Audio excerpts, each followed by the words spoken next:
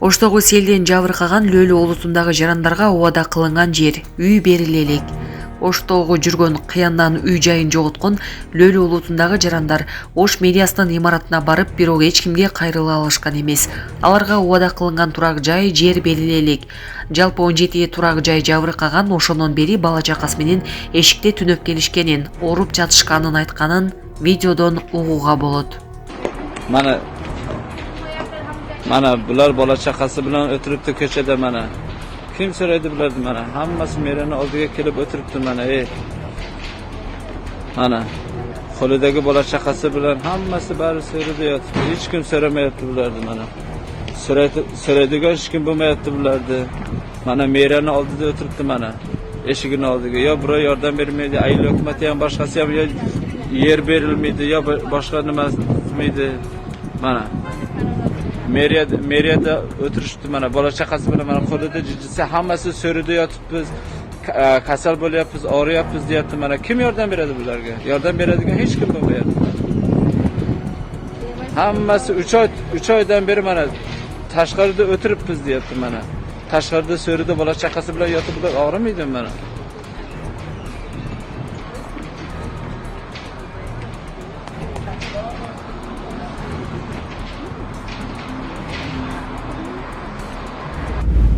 Бишкекте Honda Fit унаасынын айдоочусу 64 жаштагы кишини өлтүрө сүзүп качып кетти.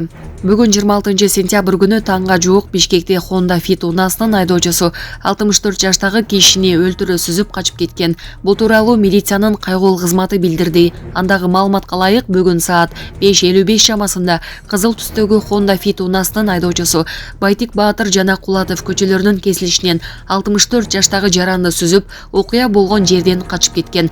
Жыйынтыгында аталган жаран тез жардам кызматы менен ооруканага бара жатып каза болгон. Издөө иштеринин жыйынтыгында жеңил унаа аныкталып, анын айдоочусу 1987 жылы туулган жаран кармалган.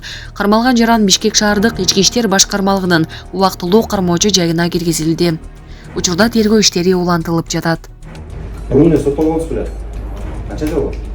Bir neçə yıl çəkdi. Ya, 3-4 yıl. Biraz Nasıl öğrenmişsin? Ne içtiniz mi? pivo. Pivo.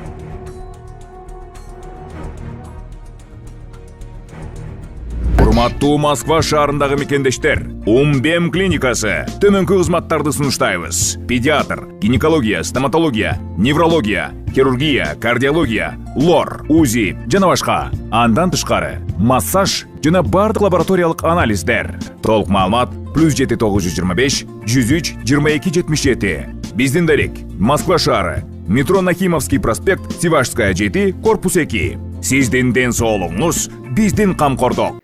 Мурдагы УКМКнын жетекчиси Суталинов журналист кыздарды түрмөдөн бошотууну соттордон суранды. Сейчас вот журналистов судят.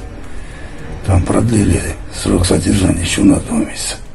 Пацаны-то ладно, пусть крепчают. А вот там девчонка есть 20 лет, почти ровесница моей внучки. Еще девушка замужняя.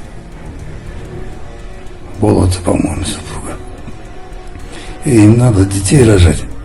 Что подумаешь, на эмоциях девчонка что сказала? Моя жена мне такого наговорит, что теперь я с ней разводиться должен, что ли? Если бы я слушал женские разговоры, я был со своей женой за 40 лет 40 раз развелся бы. Вот что кыздарды кетириле соттар. Из зала суда надо отпустить уже, хватит мучить. Там условия не сахар. Зоны у нас еще все практически сталинского периода. Бетон, железо, унижение, вонь. Бытовые условия ужасные. Пища ужасно готовится. Человек на зоне теряет годы жизни. Жалал-Абадта пара талап кылган Саламаттык сактоо министрлигинин бөлүм башчысы кармалды. Жалал-Абадта Базар-Кургун райондук жалпы дарыгерлик практика борборунун бөлүм башчысы кармалды. Бул тууралуу бүгүн 26 сентябрда УКМКдан билдиришти. Ага ылайык УКМКга Базар Коргон районунун жалпы дарыгерлик практика борборунда системалуу түрдө акча чогултуу боюнча Базар Коргон районунун тургундарынан бир нече жолу даттануулар жана кайрылуулар келип түшкөн.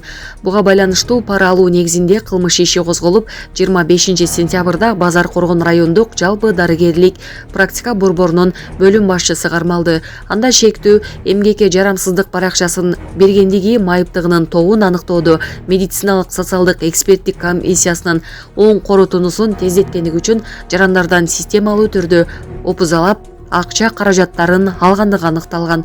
Ал эми шектүү жаран мыйзамсыз аракеттери сот органдарынын уруксаты менен жашыруун камерага жаздырылган. Учурда кармалган жаранга карата анын жана башка кызмат адамдарынын ушул сыяктуу кылмыштарга катыштыгы бар жогу аныкталууда. Мурунку чиновник Алмамбет Салиев кармалды. 26 сентябрда Бишкектин 1-май райондук соту экс-президент Сооронбай Жээнбековдун аппарат жетекчисинин мурдагы орунбасары Алмамбет Салиевди камакка алды. Сот пресс редакциясына райондук соттун басма сөз кызматы билдиргендей, кызматтык абалынан кыянаттык менен пайдалануу боюнча шектелүүдө. Ал 4 ноябрга чейин УКМКнын тергөө абагына киргизилди.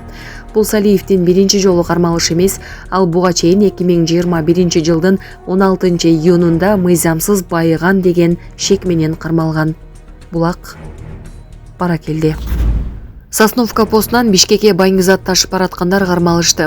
Бишкек шаарына сатуу үчүн Токтогулдан гашиш байыңгизатын алып келе жаткан шектөөлөр кармалды. Бул тууралуу бүгүн 26 сентябрда Ички иштер министрлиги билдирди. Маалыматка ылайык 20 сентябрда Сосновка постунан өтүп бара жаткан ТЭУ Нексия үлгүсүндөгү унаа токтотулуп, текшерүүгө алынган. Жыйынтыгында автокөлүктүн ичинен 475 грамм болгон гашиш байыңгизаты табылган. Тергөөнүн жүрүшүндө айдоочу жана анын шериктери Токтогул районунда даярдалган байыңгизатты Бишкек шаарына сатууну көздөп алып келе жатышканын айтышкан. Кармалгандар Жайыл райондук сотунун чечими менен 2 айга камакка алынышты.